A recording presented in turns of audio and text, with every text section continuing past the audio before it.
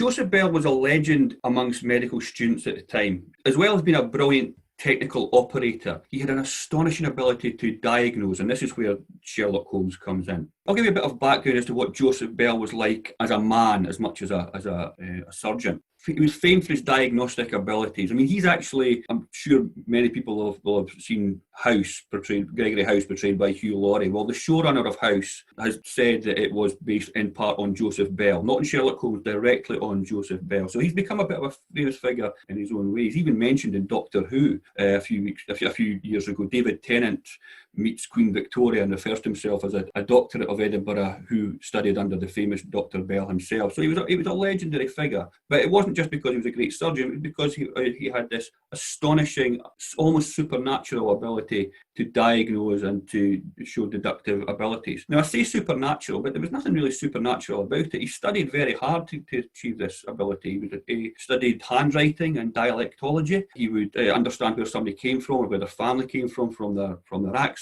or from their handwriting, perhaps even personality traits based on that. But he always did it with a sort of scientific theory behind it. There's a huge amount of stories about what Joseph Bell demonstrating his deductive abilities. There's, most famously, that's reflected in the Sherlock Holmes stories, is when he meets a man and says, "Good morning, sir. I understand you'll be a soldier, are you?" And the man goes, "Yes, sir." And he goes, "You'll be from a Highland regiment?" He goes, "Yes, sir." He goes, "You'll be a non-commissioned officer?" "Yes, sir." He goes, "And you've recently returned from Barbados?" "Yes, sir." And the student, let's say it's Doyle, says, "How on earth did you know that?" He says, "Well, here is a man who's clearly of a military type because he's polite, but he didn't remove his hat when we met. That's a military trait. He's well spoken, so I'm guessing he's an officer. He's Scottish. He's got a Highland accent, so I'm guessing he's from a Highland regiment. And his skin is tanned, and he's suffering from elephantitis, which is prevalent in Barbados at the moment." Just from saying yes, the guy saying yes, sir, 4 times to Bell, he was able to deduce all that. That exchange makes its way almost directly, word for word, into the Conan Doyle story. I think it's called The Adventure of the Greek Interpreter, as a Sherlock Holmes story, and it's taken from that. So Bell would become famous, throughout Edinburgh medical education for this ability, and students would flock to his classes. There's a story about Bell, which is probably apocryphal, which is been attributed to a lot of other people, where he says to his students, "Gentlemen, one of the most important things you must learn is to use all 5 senses when carrying out an observation, any sort of deduction or diagnosis." And he said, "I will demonstrate this today." And he goes and takes a bitter solution in his hand, dips his finger in it and licks it.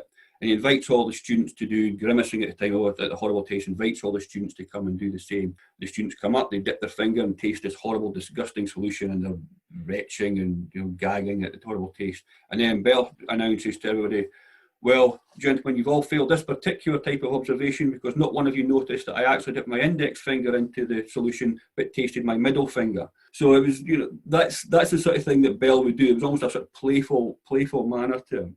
But as I said, he always wanted a sort of scientific concept that would back up his deductions. Otherwise, he would just see it was just some sort of party piece that he had. Another time, he brought in a patient to his class, and the man was walking with a distinct limp.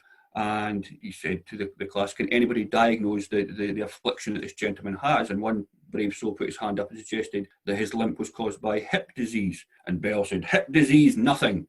This man is suffering from corns. See, he's cut a hole in his shoe to alleviate the pain, so he's walking from that. But his main affliction is chronic alcoholism. I can tell that from the bloodshot eyes, the red complexion of his face, and the fact there's a bottle of whiskey sticking out of his pocket." So there was always something that he wanted to absolutely guarantee that his diagnosis was correct.